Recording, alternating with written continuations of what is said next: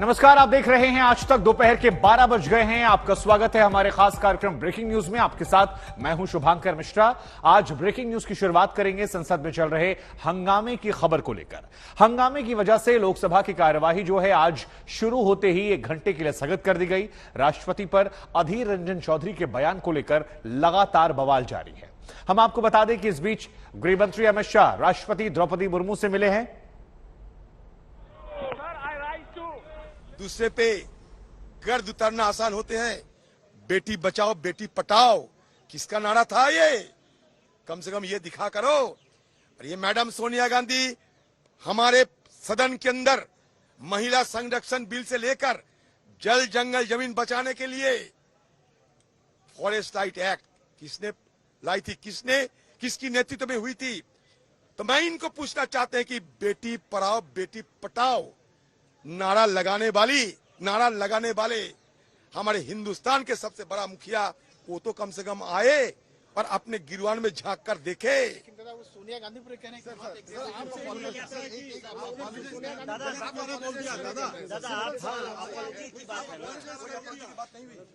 मैं राष्ट्रपति से मिलूंगा। आप क्या चाहते हैं? आप सरकार की तरफ से कहा जा रहा है कि सोनिया गांधी माफी मांग रहे हैं। आप कह रहे हैं कि सोनिया गांधी के साथ जो व्यवहार हुआ उसके लिए मंत्री और प्रधानमंत्री। Is the time. There are many questions that have been listed here on the question hour. I again request you, please go back to your places. Please go back to your seats. Let us recommence. Let us start the question hour. The honorable ministers are here. You have your questions. We can have discussions. Whatever are issues of the country can be taken up in the question hour. Honorable members, again I'm requesting you, this is not the way. Please go back to your seats. Let us start the question hour. There are issues that you want to raise. You can raise them in the question hour. Many important questions are being listed here. I request all of you to go back to your seats. Please withdraw from the well. Let us start the question hour, please. Honorable members, I'm again requesting you, please withdraw from the well. Question hour is an important parcel of parliamentary democracy. I request all of you to cooperate. Let us start the question hour.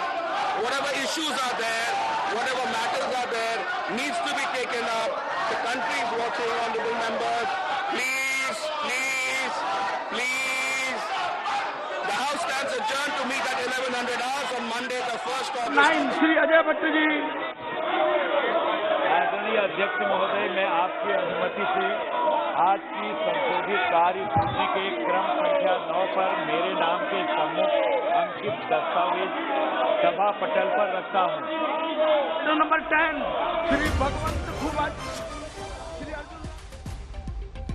तो बड़ी बात आपको बता दें, कार्रवाई शुरू होते ही संसद में हंगामा एक बार फिर शुरू हो गया और इस बार फिर हंगामे को लिखते हुए दोनों सदन जो है वो स्थगित कर दिए गए हैं। ये बड़ी बात निकल कर आ रही है। राज्यसभा की कार्रवाई शुरू होते ही संसद में हंगामा हो गया है और कार्रवाई को बताया जा रहा है कि सोमवार तक के लिए स्थगित कर दिया गया है। राष्ट्रपति वाला विवाद जो कि अधीर रंजन चौधरी की तरफ से दिया गया था उसको लेकर विवाद खत्म नहीं हो रहा और यहां पर राज्यसभा की कार्यवाही जो है उसे सोमवार तक के लिए स्थगित कर दिया गया। एक तरफ लोकसभा में लगातार शोर, हंगामा, चर्चा जारी है, वहीं दूसरी तरफ राज्यसभा की कार्यवाही को सोमवार तक के लिए स्थगित कर दिया गया। दो तस्वीरें हम आपको दिखा रहे हैं, राज्यसभा लोकसभा की और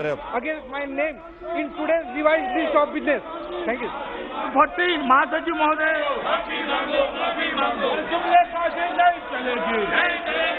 Sir, I have to report a message from Rajya Sabha that Rajya Sabha has elected one member to associate with the Committee on the Welfare of Other Backward Classes. Number 15 Shri Ajay Tanda ji. अनुसूचित जातियों और अनुसूचित जनजाति के कल्याण समिति समिति की 21 अप्रैल 2022 से 26 अप्रैल 2022 तक अगाटी, कोच्चि, कुर्ग और बेंगलोर के अध्ययन दौरे संबंधी प्रतिवेदन की एक प्रति हिंदी और अंग्रेजी संस्करण सभा पटल पर रखता हूं। वरण महतो जी। आज मैं कार्यसूची क्रम संख्या 16 पर मेरे नाम के समक्ष सूचीबद्ध विभाग संबंधी उद्योग संबंधी संसदीय स्थायी समिति का 317वां प्रतिवेदन एक प्रति सभा पटल पर रखता हूँ। धन्यवाद। श्री अंजुम राम मेघवाल जी। Honorable Chairperson, sir, with your permission, I want to make a statement regarding the status of implementation of the recommendation observation content in the 315th report of the Department-related Parliamentary Standing Committee on Transport, Tourism and Culture on demand for grant 2022-23 pertaining to the Ministry of Culture. Thank you. Item number 18, Shri Arjun Ram Meghwal ji. So, Chairperson, sir, with your kind permission, on behalf of Shri Bhagwat Kuba, I want to make the following statement regarding the status of implementation of the recommendation observation content in 9th report of the Standing Committee on Chemical and Fertilizer on action taken by the government on the recommendation observation content in the 2nd report of the Committee on Demand for Grant 2019-22 pertaining to the Department of Chemical and Petrochemical, Ministry of Chemical and Fertilizer. Thank you. Item number 19, Shri Arjun Ram Meghwal ji. Thank you, Chairperson, sir. I want to make the statement regarding the government business for the week commencing the 1st August 2022. नियम 377 के अधीन मामले जिनमें माननीय सदस्यों के स्वीकृत हुए हैं वो कृपया सभा पटल पर रख दें। कृपया शांत हो जाइए। कृपया अपनी सीट पर वापस जाइए। कृपया सदन की कार्यवाही चलने दीजिए। सभा की कार्यवाही सोमवार दिनांक 1 अगस्त 2022 को प्रातः 11 बजे तक के लिए स्थगित की जाती है। तो ये बड़ी जानकारी इस वक्त हम आपको दे रहे हैं। कार्यवाही शुरू होते ही हंगामा हो गया। लोकसभा की कार्यवाही जो है वो भी स्थगित कर दी गई है। इससे पहले राज्यसभा की कार्यवाही को स्थगित किया था और अब लोकसभा की कार्यवाही जो है उसे भी स्थगित कर दिया गया है। राज्यसभा की कार्यवाही की अगर आप बात करेंगे तो वो सोमवार तक के लिए स्थगित थी और लोकसभा की कार्यवाही भी अब सोमवार तक के लिए ही स्थगित कर दी गई है। तो ये बड़ी जानकारी इस वक्त हम आपको दे रहे हैं। आज सदन में चर्चा शुरू होते ही हंगामा देखने को मिला। राष्ट्रपति वाले बयान को लेकर यह हंगामा लगातार देखने को मिला। विपक्ष अपने मुद्दों को उठा रहा था, सत्ता पक्ष अपने तरीके से विपक्ष को घेर रहा था और इन दोनों के बीच में जो शोर शराबा हुआ उसके चलते लोकसभा और राज्यसभा इन दोनों की कार्यवाही को स्थगित कर दिया गया है। तो फिलहाल ये बड़ी जानकारी, बड़ी खबर इस वक्त हम आपको बता रहे हैं। लोकसभा राज्यसभा दोनों की कार्यवाही को स्थगित कर दिया गया है और सोमवार तक के लिए इसे स्थगित किया गया है क्योंकि आज शनिवार है। तो अब सदन सीधे दोपहर। इधर हम आपको बता दें कि लोकसभा और राज्यसभा की कार्यवाही स्थगित हुई, उसके पीछे वजह हंगामा थी। हंगामा अधीर रंजन चौधरी के राष्ट्रपति वाले बयान को लेकर, लेकिन अधीर रंजन चौधरी ने अब सीधे सीधे बीजेपी पर इसका ठीकरा फोड़ दिया है। अधीर रंजन चौधरी के बयान पर लोकसभा में हंगामा हुआ, लेकिन अधीर रंजन चौधरी ने कहा कि बीजेपी ने जानबूझकर यह बखेड़ा खड़ा किया है। अधीर रंजन चौधरी ने हंगामे का ठीकरा बीजेपी पर फोड़ा है और कहा कि बीजेपी ने जानबूझकर ये हंगामा किया है। हमारे साथ अधीर रंजन चौधरी, आइए उनसे बात करते हैं। सर, हाउस क्यों अडजान हो गया अधीर दादा? सरकार खुद हाउस भंग कर रही है। हम लोग बार बार गुहार लगाते हैं हमारे बात रखने को दिया करो। सदन के अंदर बीजेपी पार्टी की सारे BJP party madam Sonia Gandhi ji को छोटा करने के लिए, अपमान करने में लिए एकजुट हो चुके हैं और आगे आगे 2-4 नेताओं को, एक मंत्री को सामने रख दिए हैं। ये बीजेपी पार्टी के मकसद ये है कि मैडम सोनिया गांधी को ईडी दफ्तर भेजने से कोई काम नहीं बनी। अभी सदन के अंदर उनको मैडम सोनिया गांधी की अगर अपमान किया जाए तो भी बेहतर होगी। तो इसलिए सदन के अंदर ये बीजेपी पार्टी सारे इनको एमपी एमएलए को, मंत्री को तैनात किए हैं सिर्फ मैडम की अपमान करने के लिए। नहीं तो ये मुद्दा तो मेरे साथ बीजेपी पार्टी के, लेकिन बीजेपी पार्टी ये मुद्दा मैडम के साथ बना रहे हैं। इसमें इन लोग का नापाक इरादे साफ होते हैं। और कल अगर स्मृति ईरानी जी जो इनकी मंत्री है, गोवा की गुस्सा उतारने के लिए जो सदन में आई है, अगर उनकी जो स्टेटमेंट सदन के अंदर रखी थी उसको अगर ठीक से देखा जाए, वो द्रौपदी मुर्मू क्यों करती है? हम लोग नाम नहीं लेना चाहिए, किसी प्रेसिडेंट को नाम नहीं लेना चाहिए, वो भी एक ट्राइबल प्रेसिडेंट, उनको नाम नहीं लेनी चाहिए। लेकिन कल उनकी स्टेटमेंट पढ़ा करो, द्रौपदी मुर्मू राष्ट्रपति जी कहने से काफी है। नाम नहीं लिया जाता। रानी गई अंदर तो मैंने कहा कि कांग्रेस ने शिकायत की आपकी स्पीकर से, तो उन्होंने उल्टा कहा कि मैं भी शिकायत कर सकती हूँ। कर सकती है, सब कुछ कर सकती, गोवा में हुआ उसका शिकायत तो करेंगे यहाँ सदन के अंदर। तो यहां पर आपने अधीर रंजन चौधरी को सुना। उधर प्रहलाद जोशी लगातार वो भी कटाक्ष कर रहे हैं, क्या कुछ उन्होंने कहा है, हम आपको सुनवाते हैं। अधीर रंजन माफी मांग, अनकंडीशनल माफी तो नहीं मांगा है, फर्स्ट पॉइंट ये है। दूसरी पॉइंट ये है, इसमें सोनिया जी को जिन्होंने अपॉइंट किया है, बिकॉज कांग्रेस पार्टी का कल उदित राज भी अधीर रंजन जी का स्टेटमेंट सपोर्ट किया है। इससे पहले भी जब मुर्मू जी का कैंडिडेचर अनाउंस हुआ था, तब भी कांग्रेस पार्टी की तरफ से बहुत बुरा बयान आया था। ये सब लेते हुए कांग्रेस और विशेषतः अधीर रंजन का देखते हुए सोनिया गांधी जी माफी मांगना चाहिए। ये तो इसमें कोई, अगर नहीं मांगते हैं तो वो उनका विवेचन कैसा है, उनका थॉट कैसा है, वो पता चलता है। People will understand what is there thought process. तो इसलिए मुझे लगता है सोनिया गांधी माफी मांगना चाहिए। तो यहां पर साफ साफ कहा गया कि जो कुछ कहा गया था वो इंटेंशनली था, अनइंटेंशनल नहीं था, और अब इसीलिए बिना शर्त माफी मांगी जाए। प्रहलाद जोशी का ये कहना कि बिना शर्त माफी मांगी जाए। इससे पहले भी द्रौपदी मुर्मू का अपमान जब उनके नाम का ऐलान हुआ था राष्ट्रपति के लिए, तो उस दौरान भी किया गया था कांग्रेस पार्टी की तरफ से। इसलिए जो कुछ हो रहा है वो क्रमबद्ध तरीके से है और जानबूझकर ये कटाक्ष उन पर किया गया। 3 तस्वीरें इस वक्त हम आपको दिखा रहे हैं। राष्ट्रपति से एक तरफ स्मृति ईरानी ने मुलाकात की, कल स्मृति ईरानी ने मोर्चा खोला था, उसके बाद सोनिया गांधी से नोकझोंक की खबरें भी सामने आई थी। इधर सदन की बात की जाए तो लोकसभा राज्यसभा दोनों की कार्यवाही जो है वो सोमवार तक के लिए स्थगित कर दी गई है और सदन के बाहर विपक्ष का विरोध है, क्योंकि विपक्ष के कई सांसदों को निलंबित भी किया गया है। उनकी कई मांगे हैं जिसको लेकर फिलहाल वो गांधी प्रतिमा के पास बैठकर अपना विरोध जता रहे हैं।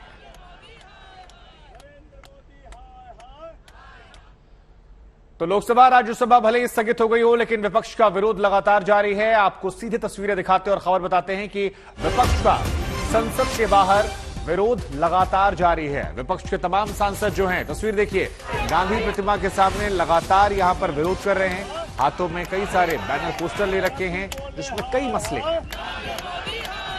नरेंद्र मोदी हाय हाय, मोदी हाय हाय, डोला बोले हाय हाय। आपको पूरा हम यहाँ पर दृश्य दिखाते हैं। सबसे आगे अधीर रंजन चौधरी खड़े हैं और यहाँ पे तमाम जितने कांग्रेस पार्टी के सांसद हैं वो लोग प्रदर्शन कर रहे हैं कि आखिर जो कल हुआ उसके उस मुद्दे के ऊपर संसद के अंदर जो चीज रही उसके अंदर जो कल झड़प नोकझोंक हुई है उसको लेके। रवनीत बिट्टू कांग्रेस पार्टी के सांसद हैं, आप लोग यहाँ प्रदर्शन कर रहे हैं, यूनियन मिनिस्टर स्मृति ईरानी के खिलाफ नारेबाजी कर रहे हैं। कल जो हुआ है इतना शर्मनाक हुआ है। भी एक मंत्री, पहली बात तो स्पीकर अभी आए नहीं और माइक उनका पहले, और इतना रूडली आप कभी सोच सकते हैं भी एक हाउस में आप एक मवाली की तरह एक गुंडों की भाषा आप बोलें और इस तरीके से बोलें। भाई आगे जैसे कोई पेड लोग बैठे हों, जैसे आप एमपी हैं वैसे ही ये सारे ऑपोजिशन के एमपी हैं, पर बिल्कुल ही स्मृति ईरानी जी जब भी हाउस में बोलते हैं वो कोई ना कोई बखेड़ा खड़ा करते हैं और जब भी वो ये सोचते हैं जाता वो सास बहू वाली नोक जो उनको आदत है वही बालाजी में। पर ये सदन है भाई, ये लोकसभा है, यहाँ ऐसा नहीं चलेगा। माफी मांगनी पड़ेगी, जितनी देर माफी नहीं मांगेंगे नाक में दम कर देंगे। तो नाक में दम करने की बात यहां पर कांग्रेस कह रही है, लेकिन हम आगे बढ़ते हैं, जिक्र करते हैं कर्नाटक में बीजेपी कार्यकर्ता प्रवीण निट्टारू के कत्ल के बाद अब पीएफआई पर बैन की मांग एक बार फिर से जोर पकड़ रही है। इसी बीच आज तक के हाथ कुछ सनसनीखेज दस्तावेज लगे हैं जो पीएफआई के खतरनाक मंसूबों को बेनकाब कर रहे हैं। हम आपको बता दें, तेलंगाना पुलिस की कोर्ट डायरी के मुताबिक पीएफआई सामाजिक कामों के नाम पर चंदा इकट्ठा करके मुस्लिम युवकों को असामाजिक गतिविधियों की ट्रेनिंग देती है। ये ट्रेनिंग मुस्लिम बहुल मोहल्लों और मदरसों में दिए जाते हैं। उन्हें मार्शल आर्ट, कुंफू और पत्थर चलाने की ट्रेनिंग दी जाती है। इन दस्तावेजों के मुताबिक पीएफआई अपने कैडरों को शांतिपूर्ण को हिंसक बनाने की ट्रेनिंग देता है। पीएफआई दक्षिण भारत में अपने 200 से ज्यादा कैडर अब तैयार कर चुका है। ट्रेनिंग के लिए पीएफआई गरीबों, भिखारियों और असंतुष्ट मुस्लिम युवकों को उठाता है, उनके दिमाग में हिंदुओं के खिलाफ एजेंडा भरता है। आज तक को मिले दस्तावेज के मुताबिक सरकारी बैन से बचने के लिए पीएफआई ने अलग अलग नामों से कई संगठन बनाए हैं। इसमें कुछ नाम है social democratic party of India, campus front of India, national women front, all India imams council, all India legal council, rehab India foundation, national confederation of human right organisation, social democratic trade union HRDF। ये तमाम वो नाम हैं जो यहां पर उसकी तरफ से बनाए गए। हम आपको हमारे संवाददाता अरविंद ओझा की एक रिपोर्ट दिखाते हैं ताकि आप पीएफआई के मंसूबों को और ज्यादा विस्तार से समझ सकें। कट्टरपंथी इस्लामिक संगठन पॉपुलर फ्रंट ऑफ इंडिया को लेकर देश भर में छापेमारी चल रही है। इन सब के बीच तेलंगाना पुलिस ने पॉपुलर फ्रंट ऑफ इंडिया को लेकर बड़ा खुलासा किया है। तेलंगाना पुलिस ने पीएफआई के ट्रेनर को गिरफ्तार किया। उससे पूछताछ के बाद एक के बाद एक कई गिरफ्तारियां हुई हैं। इसके बाद तेलंगाना पुलिस ने उनसे पूछताछ के बाद खुलासा किया है कि दरअसल पॉपुलर फ्रंट ऑफ इंडिया को बैन का डर सता रहा है, इसलिए पॉपुलर फ्रंट ऑफ इंडिया अब अलग अलग नए नाम से सामने आ चुका है और उन्हीं नामों से, उन्हीं ऑर्गेनाइजेशन से अपना प्रोपेगेंडा फैला रहा है। इसके अलावा पॉपुलर फ्रंट ऑफ इंडिया लोगों का ब्रेन वॉश करके गैर मुस्लिमों के खिलाफ लगातार भड़का रहा है, उनको छोटे हथियार चलाने की ट्रेनिंग दे रहा है। पूछताछ में खुलासा हुआ है कि अब तक 200 से ज्यादा लोगों को इसमें ट्रेनिंग दी गई है। ट्रेनिंग के दौरान उन्हें स्टोन पेल्टिंग यानी पत्थर चलाने की ट्रेनिंग दी जा रही है, कुंफू कराटे चलाने की लगातार उनको ट्रेनिंग दी जा रही है। इसके अलावा पूछताछ में खुलासा हुआ है कि पॉपुलर फ्रंट ऑफ इंडिया के लोग छोटे स्कूलों, मदरसों में जाकर लोगों को बरगलाते हैं, उनको भड़काते हैं और उसके बाद पीएफआई ज्वाइन कराते हैं। इसके अलावा पूछताछ में खुलासा हुआ है कि कैसे साउथ इंडिया में पीएफआई अपना जाल बड़े पैमाने पर फैला रहा है। देश के तमाम हिस्से ऐसे हैं जहां पर बारिश और बाढ़ ने हाल बेहाल कर रखा है। जम्मू से लेकर जोधपुर तक त्राहिमाम मचा हुआ है। लोग कहते हैं कि इतनी ज्यादा बारिश उन्होंने पहले कभी नहीं देखी थी। हाल यह है कि जोधपुर में सीएम अशोक गहलोत के विधानसभा क्षेत्र में आर्मी को रेस्क्यू ऑपरेशन चलाना पड़ रहा है। तो जोधपुर में तो हालत बिल्कुल खराब है। तस्वीरें हम आपको दिखा रहे हैं किस तरह से घुटनों से ऊपर यहां पर पानी भरा हुआ है। सड़कें दरिया बन गई हैं, रास्ते तालाब बन गए हैं, लोगों के घरों में पानी घुस गया है। आलम यह है कि जिंदगी अस्त व्यस्त हो गई है और फौज को अब यहां पर रेस्क्यू ऑपरेशन चलाना पड़ रहा है।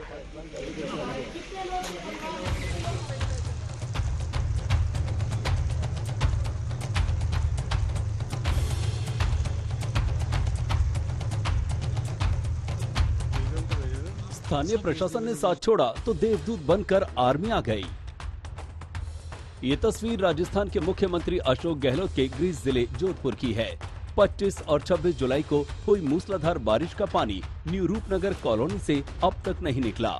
गलियों में घुटने भर पानी भरा है, गाड़ियां डूबी हैं। किसी ने कार लेकर निकलने की कोशिश की तो उसे तुरंत सजा भी मिल गई। देखिए किस तरह कार को धकेलकर घर तक पहुंचा जा रहा है। इस अघोषित जल कर्फ्यू से घरों में कैद लोग बरामदे और बालकोनियों से जलमग्न गलियों को निहारते और पानी निकलने का इंतजार करते देखे जा सकते हैं। पिछले 2 दिन से आर्मी की 117 इंजीनियर रेजिमेंट इस इलाके में रेस्क्यू ऑपरेशन चला रही है। पानी में फंसे लोगों को नाव में भरकर सुरक्षित जगहों पर पहुंचाया जा रहा है। देख सकते हैं कि हम हैं जोधपुर में मुख्यमंत्री अशोक गहलोत की कॉन्स्टिट्यूंसी में, जहां आर्मी को रेस्क्यू करना पड़ रहा है। हम बातचीत करेंगे कुछ लोगों से। भाई साहब, कब से चल रहा है आपका ये ऑपरेशन? कल से चल रहा है। कल से कितने लोगों को रेस्क्यू कर चुके हो? कितना पानी आप खाली कर चुके हैं? अभी आपको पहले बताया मैंने, 15 मिनट पहले 2 टीम चल रही है यहाँ पे, 10 जवानों की 2 टीम है।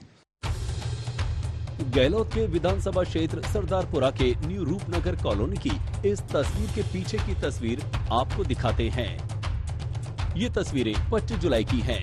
सोमवार को शाम 7:30 बजे से 9:30 बजे के बीच इतनी मूसलाधार बारिश हुई कि बाजार में कारें बहने लगी थी। सड़कों पर समंदर बहने लगा था। जोधपुर में त्राहिमाम मच गया। अगली सुबह यानी मंगलवार को भी बारिश जारी है। जोधपुर की सब्जी मंडी की इस तस्वीर को देखिए, पानी ही पानी नजर आ रहा है। उसी बारिश का पानी अभी भी जोधपुर के कई इलाकों में बना हुआ है और उन्हीं इलाकों में एक न्यू रूपनगर कॉलोनी। स्थानीय लोगों के मन में प्रशासन के खिलाफ गहरा गुस्सा है। लोग कह रहे हैं कि प्रशासन ने उन्हें बेसहारा छोड़ दिया। सर, प्रशासन का कुछ समझ में नहीं आ रहा, क्यों नहीं ले रहा है। आ रहे हैं, बहाना बना रहे हैं, एक पिकनिक स्पॉट की तरह यूज ले रहे हैं। वहां से देख के वहां से वापस चले जाता है। यहाँ तक कोई आना पसंद भी नहीं कर रहा। पता नहीं क्यों उनको उस पानी से हम लोग मर रहे हैं, कर रहे हैं, उसका उनको परहेज है, उनको इधर आने से परहेज है। मुख्यमंत्री गहलोत साहब से पहले भी निवेदन कर चुके थे कि ये आपका विधानसभा क्षेत्र है। पहले भी बाढ़ आई थी 8 साल पहले, तब हमने सारी चीजों से अवगत कराया था, लेकिन उन्होंने एक्शन कोई प्रॉपर नहीं लिया। उस टाइम भी आश्वासन दिया था और आज भी वही आश्वासन ही हो रहा है, लेकिन कोई परफेक्टली काम जो है यहाँ पे नहीं हुआ। केंद्रीय मंत्री गजेंद्र शेखावत का कहना है कि जब बीजेपी सरकार थी तब जल भराव के स्थायी समाधान के लिए योजनाएं बनी थी, लेकिन गहलोत सरकार ने उस पर काम नहीं किया। 2016 में जब ये परिस्थिति बनी थी तब भैरवनाला क्षेत्र और इन दोनों जगहों पर मैंने खुद पैदल घूम करके तत्कालीन कलेक्टर के साथ में इस पूरे नाले के मार्ग का चिन्हीकरण करके यहाँ से योजना बना करके और आगे भेजी थी। लेकिन दुर्भाग्य से उस समय 2018 में सरकार बदलने के कारण से वो काम रुक गया। वर्तमान सरकार ने इसके बारे में घोषणा की, मुख्यमंत्री जी ने वादा भी किया, लेकिन अभी तक वो धरातल पर नहीं उतरा। इसलिए लोगों का आक्रोश बिल्कुल स्वाभाविक है। कैसी विडंबना है, राजस्थान देश का रेगिस्तानी सूबा है, यहाँ अक्सर पानी का संकट होता है, लेकिन इस बार जोधपुर चेरापूंजी बना हुआ है, लोग मुसीबत में हैं। जय किशन शर्मा, जोधपुर, आज तक। और अब बात करते हैं काले धन की रानी अर्पिता को लेकर, क्योंकि वो फूट फूट कर रोई हैं। ईडी की कस्टडी में जमकर आंसू बहाए हैं, खूब रोई हैं। इस वक्त जो बड़ी खबर बता रहे हैं, गुलाबी नोटों को काले तरीके से रखने वाली अर्पिता अब फूट फूट कर रोई हैं। ये बड़ी खबर आ रही है। गाड़ी में उनके रोने के वीडियोस निकलकर सामने आए। तस्वीर देखिए आप, ईडी की हिरासत में फूट फूट कर रोती नजर आ रही हैं अर्पिता मुखर्जी, जिन्होंने पहले ही ये कहा कि देखिए जितना पैसा है वो मेरा नहीं है, वो किसी और का पैसा है, पार्थ का पैसा है। और अब चूंकि उन पर शिकंजा लगातार कसता जा रहा है, लिहाजा वो अब अपनी भावनाओं पर काबू नहीं कर पा रही और ईडी की हिरासत में फूट फूट कर रोने की उनकी ये तस्वीरें सामने आई हैं। तस्वीर हम आपको दिखा रहे हैं इस वक्त। ये तस्वीर देखिए, शिक्षा घोटाले में ईडी की गिरफ्त में अर्पिता है। उनके 2 फ्लैट से तकरीबन 50 करोड़ रुपए कैश बरामद हुआ है। इसके अलावा तमाम कागजात। खबर तो यहां तक थी कि उनके वॉशरूम में भी मिरर के पीछे करोड़ों रुपए रखे थे, लेकिन अब जब ईडी ने शिकंजा कस लिया है, गिरफ्त में लगातार वो आ रही हैं, उसके बाद यहां पर अपनी भावनाओं को वो रोक नहीं पा रहे। तो ये बड़ी जानकारी निकलकर सामने आई है। खबर इस वक्त हम आपको दिखा रहे हैं। अस्पताल जाते समय अर्पिता मुखर्जी के रोने का ये वीडियो सामने आया है और आप देख सकते हैं कैसे फूट फूट कर यहां पर वो अपनी भावनाओं को जाहिर कर रही हैं। तो ये वही अर्पिता मुखर्जी हैं जिन्होंने करोड़ों अरबों की संपत्ति को काले धन के तौर पर जमा कर रखा था। गुलाबी नोटों का काला पहाड़ इनके घर में देखने को मिला और अब जब ये सारा पैसा ईडी जब्त कर रही है, लगातार इन पर शिकंजा कस रही है, तो फिर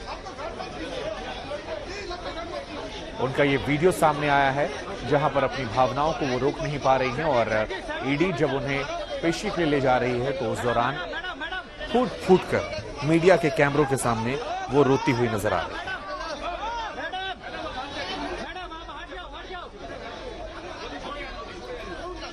तो ये 4 तस्वीरें हम आपको दिखा रहे हैं। पहले ही जहां पर जब ईडी ने छापेमारी की flat 1A diamond city Kolkata, तो वहां पर 21 करोड़ 90 लाख। दूसरे फ्लैट में कुछ नहीं मिला, फ्लैट 404 रॉयल रेजिडेंट कोलकाता। तीसरे फ्लैट में जबरदस्त तरीके से 27 करोड़ 90 लाख की बरामदगी और इधर ईडी की हिरासत में फूट फूट कर उनके रोने की खबरें सामने आई हैं।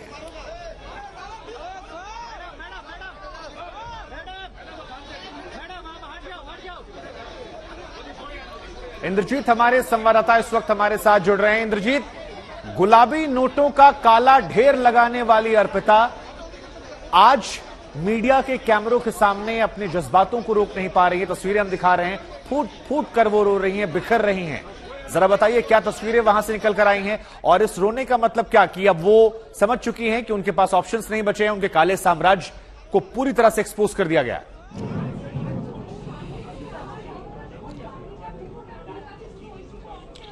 देखिए, आज अर्पिता को अस्पताल ले जाया गया और कोर्ट के मुताबिक हर 48 घंटे में उनका मेडिकल चेकअप करना जरूरी है। और जब आज उनको अस्पताल ले जाया गया तो उस भीड़ में वो गिर गई और गिरने के बाद उसके पैर में चोट लगी है, जो खबर हमें मिल रही है। अर्पिता के पैर में चोट लगी है। उसके बाद उनको व्हील चेयर पर अंदर ले जाया गया और तब वो रोने लगी, फूट फूट पर रोने लगी। जो तस्वीरें अभी इस वक्त हमारे साथ हैं उसमें आप देख सकते हैं किस तरह से अर्पिता रोती हुई अस्पताल के अंदर उनको लिया गया है। डॉक्टर्स के जो ओपिनियन है उसके लिए हमें थोड़ा सा इंतजार करना पड़ेगा, क्योंकि अर्पिता जिस तरह से गिर गई थी, वहां पे कैसे गिर गई वो समझ में नहीं आ रहा है। हो सकता है कि भीड़ की वजह से, क्योंकि वहां पे मीडिया का जमावड़ा था, उसके साथ साथ जो सेंट्रल फोर्स है और पुलिस है उनका भी जमावड़ा था। तो अर्पिता गिरने के बाद कितनी चोटिल हुई है, कितना चोट लगेगा, चोट गहरा है या नहीं, इसके लिए थोड़ा इंतजार करना पड़ेगा मेडिकल रिपोर्ट का। आपकी बात से क्या ये मतलब निकल रहा है कि ये जो आंसू उनके हैं ये पश्चाताप के, डर के नहीं है, बल्कि जो चोट लगी है उन्हें उसके ये आंसू हैं?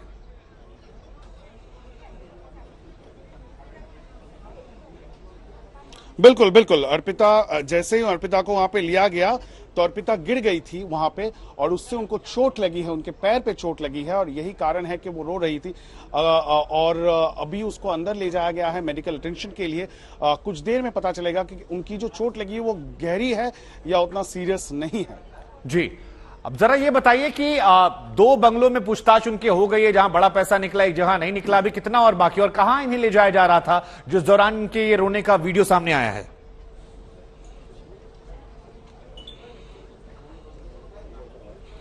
देखिए, उनको ईएसआई हॉस्पिटल जोका लिया गया है, जहां पे उनका मेडिकल टेस्ट हो रहा है इस वक्त। हर 48 घंटे में उनका मेडिकल टेस्ट कर रहा है, क्योंकि जो कोलकाता का कोर्ट है, स्पेशल कोर्ट, उसमें यह कहा गया है कि 10 दिनों का जो ईडी रिमांड दिया गया था, उन 10 दिनों में जब तक वो ईडी रिमांड में, ईडी कस्टडी में रहेंगे, दोनों को ही हर एक 48 घंटे में एक बार मेडिकल जांच करवानी होगी। और यही कारण है कि दोनों को फिर से आज जोका में ईएसआई हॉस्पिटल पे ले जाया गया है। जी, तो ये तो हॉस्पिटल में ले जाया गया मेडिकल टेस्ट के लिए। अब यहां से अर्पिता की मुश्किलें कितनी बढ़ती जा रही हैं, क्योंकि इन तस्वीरों को देखकर प्रथम दृष्टया तो लग रहा था कि शायद जो शिकंजा कसा है उस वजह से वो परेशान है, लेकिन आपने बताया कि मेडिकल की वजह से है। लेकिन जरा बताइए, ये 3 तस्वीरें हम दिखा रहे हैं, एक तरफ पार्थ चटर्जी की मेडिकल जांच चल रही है, फूट फूट कर वो रोई हैं, गिर पड़ी थी, लेकिन अब मुसीबत कितनी बढ़ रही है, और क्योंकि ये मुसीबत भी उन्हें परेशान करेगी।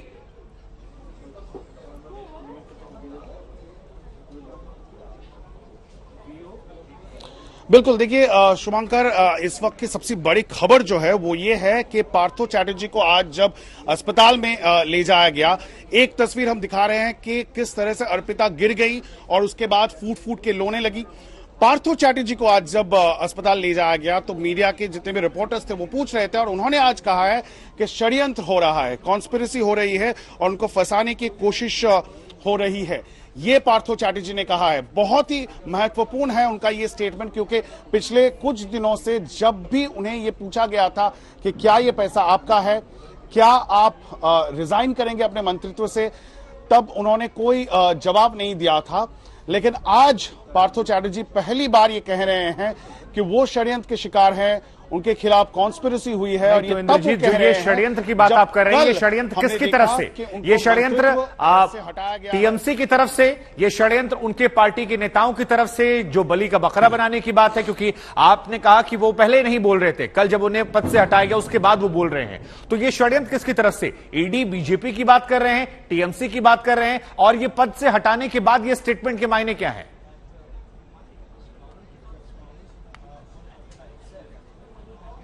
बिल्कुल, यही सबसे बड़ा सवाल है इस वक्त, जिस सवाल का उत्तर शायद पार्थो चैटर्जी को ही देना पड़ेगा। अगर वो कह रहे हैं कि वो षड्यंत्र का शिकार है तो वो किसके खिलाफ ये आरोप लगा रहे हैं?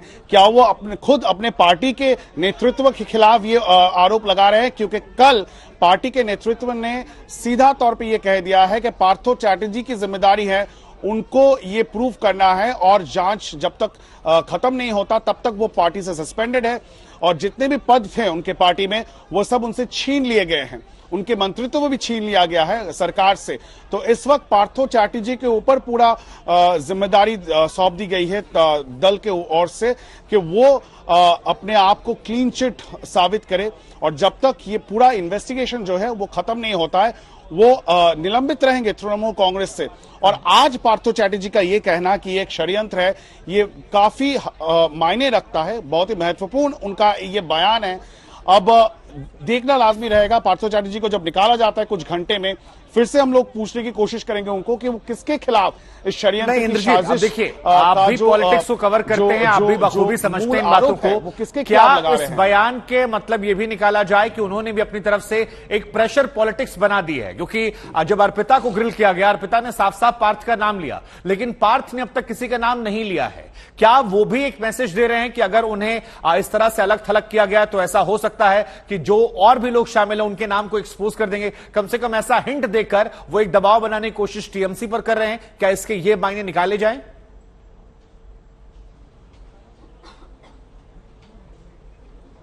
बिल्कुल बिल्कुल ऐसा मायने बिल्कुल निकाला जा सकता है, ओपन टू इंटरप्रिटेशन है।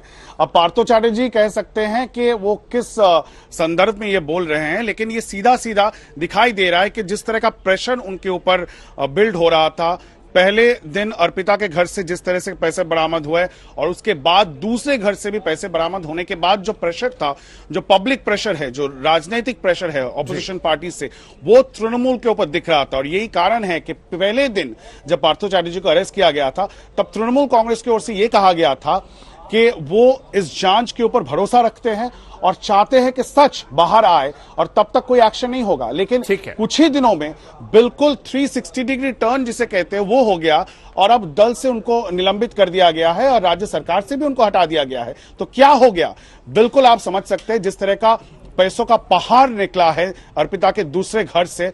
इसी के वजह से जो पब्लिक प्रेशर वो बनना शुरू हुआ और ऑपोजिशन पार्टीज भी प्रेशर बना रही है बखूब ममता बनर्जी पे, और यही कारण है कि अब उनको सरकार से और दल से हटा दिया गया है। आपने ये महत्वपूर्ण बात बताई, आप इस खबर पर नजर बनाए रखिए, हम आगे भी आपके पास आएंगे, आपसे बातचीत करेंगे, इस खबर को लेकर और जानकारियां लेंगे। लेकिन पार्थ चटर्जी का ये साफ साफ कह देना कि मुझे फंसाया जा रहा है, और गौर करने वाली बात यह है कि यह बयान उन्होंने कल जब उन्हें मंत्री से पद से हटाया गया उसके बाद दिया। क्या वो टीएमसी या ममता से जुड़े और लोगों को एक्सपोज करने की बात कर रहे हैं कि मुझे फंसाया जा रहा है, मैं और नाम ले सकता हूं जैसे अर्पिता ने मेरा नाम लिया? सब जानना चाहते हैं कि शिक्षा भर्ती घोटाले में ममता बनर्जी आने वाले दिनों में और क्या सख्त फैसले लेती हैं। क्या मंत्रिपरिषद से हटाने के बाद पार्थ चटर्जी को पार्टी से बाहर किया जाएगा? इस घोटाले पर अब तक ममता बनर्जी बैकफुट पर नजर आ रही है।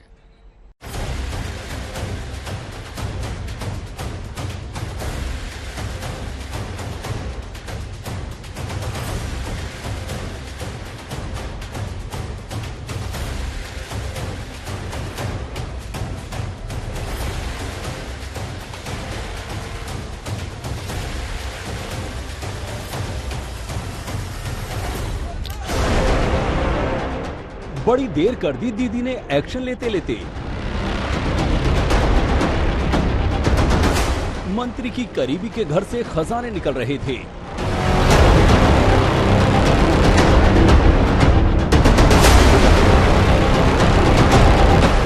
नोटों और जेवरात का जखीरा मिल रहा था। आरोपी मंत्री बीमारी का बहाना बना रहा था।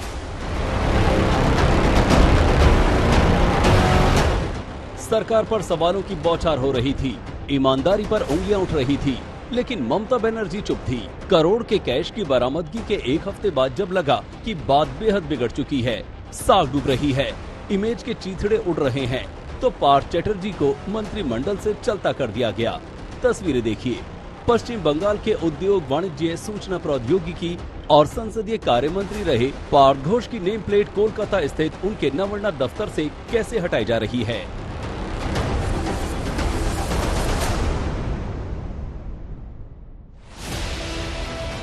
शिक्षक भर्ती घोटाले में सीएम ममता बनर्जी ने एक्शन लेते हुए न सिर्फ पार्थ चटर्जी को मंत्रिमंडल से बाहर का रास्ता दिखाया, बल्कि टीएमसी में भी वो जिन पदों पर काबिज थे उससे भी बेदखल कर दिया।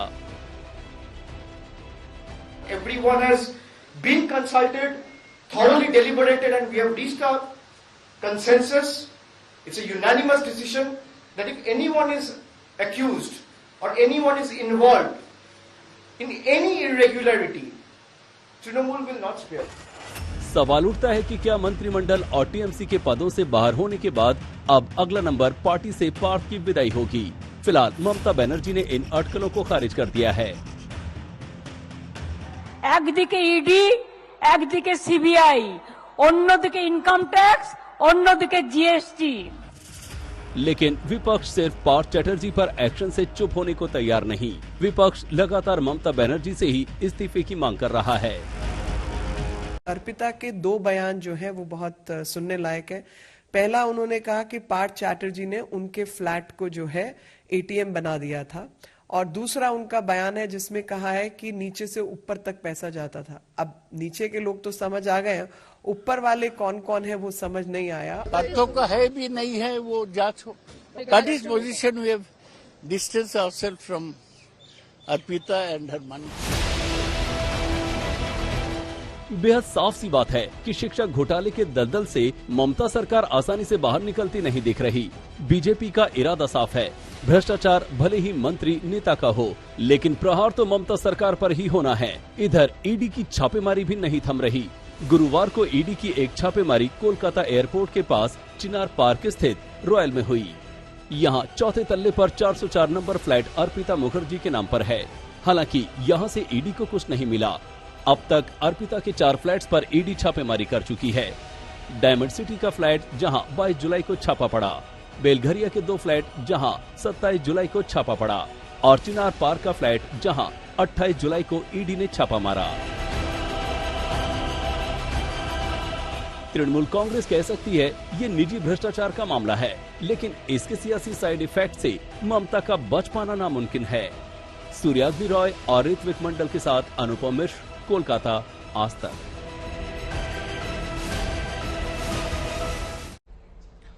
अर्पिता मुखर्जी के घर पर कुल 4 फ्लैट तक ईडी पहुंच गई। शुरुआती 2 रेड में 3 फ्लैट को खंगाला गया, जिसमें मानो जैसे कुबेर खजाना हाथ लगा। चौथे फ्लैट में अब तक बरामदगी नहीं हो पाई है।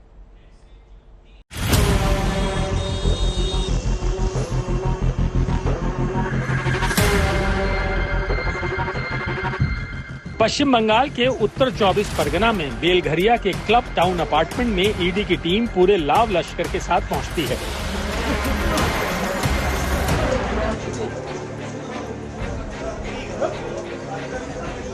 क्योंकि ईडी के पास सॉलिड इनपुट रहता है कि पार्थ चटर्जी और उनकी करीबी अर्पिता मुखर्जी ने क्लब टाउन अपार्टमेंट के फ्लैट में काला खजाना छुपा कर रखा है। दंदराते हुए ईडी की टीम अपार्टमेंट में दाखिल होती है, लेकिन जैसे ही अर्पिता के फ्लैट के सामने ईडी पहुंचती है, वहां सीन कुछ और ही होता है। जी हां, क्लब टाउन अपार्टमेंट के 8वें फ्लोर का फ्लैट नंबर 8A लॉक मिलता है। अब ईडी को लगता है कि कहीं ऐसा तो नहीं कि उसे रॉन्ग इन्फॉर्मेशन यानी गलत जानकारी मिली है। ईडी की टीम एक बार सोचती है कि क्या बंद फ्लैट में अर्पिता का काला खजाना मिलेगा।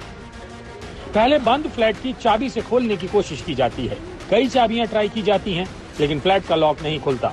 इसके बाद फ्लैट का ताला तोड़ा जाता है।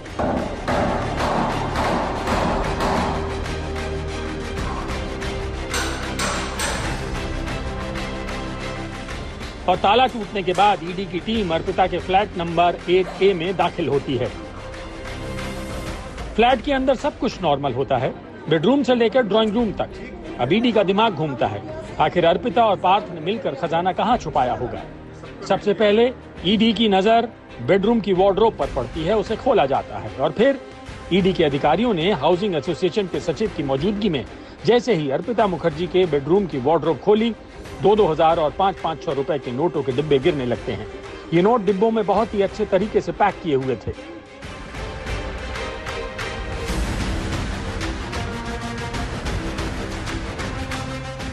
आप तस्वीरों में देख सकते हैं नोटों के ये बंडल जो अर्पिता के फ्लैट के बेडरूम की वार्डरोब से निकले हैं। ईडी की टीम फौरन समझ जाती है अर्पिता मुखर्जी का ये फ्लैट अली बाबा की गुफा से कम नहीं है। ऐसे में नोट गिनने के लिए मशीनें मंगवाई जाती हैं।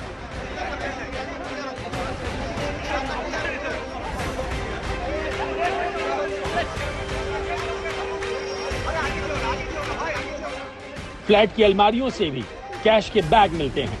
ईडी को हरे रंग के बैगों में नोट भरे हुए मिलते हैं। बेडरूम को खंगालने के बाद ईडी की टीम अर्पिता मुखर्जी के टॉयलेट की तरफ बढ़ती है। अब आप भी सोच रहे होंगे क्या कोई टॉयलेट में भी पैसा छुपा कर रखता है, लेकिन ईडी के दिमाग ने सही काम किया। जैसे ही अर्पिता मुखर्जी के टॉयलेट को खंगाला गया तो टॉयलेट के अंदर बनी कैबिनेट पर ईडी की नजर जाती है और जैसे ही टॉयलेट की ये कैबिनेट खोली जाती है तो उसके अंदर लॉकर दिखाई देता है। ईडी की टीम इस लॉकर को तोड़ती है तो आंखें चौंधिया जाती हैं। जी हां, टॉयलेट के लॉकर में नोट ही नोट भरे हुए होते हैं। और देखते ही देखते अर्पिता के फ्लैट नंबर 8A में खजाने का अंबार लग जाता है। आप तस्वीरों में देख सकते हैं कैश ही कैश।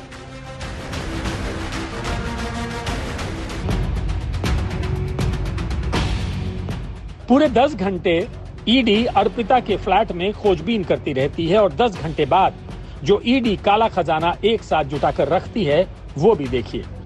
5 नोट गिनने की मशीनों से ईडी ने कुल 27 करोड़ 90 लाख रुपए कैश गिना, जिसका ढेर आप देख सकते हैं। 6 किलो सोना, आधा किलो के सोने के 6 कंगन, 3 किलो सोने के बिस्किट, इन सबको मिलाकर अर्पिता के फ्लैट से कुल 28 करोड़ 90 लाख रुपए का काला खजाना मिलता है। उत्तर 24 परगना से ऋतिक मंडल के साथ मुनीश पांडे, दिल्ली, आज तक।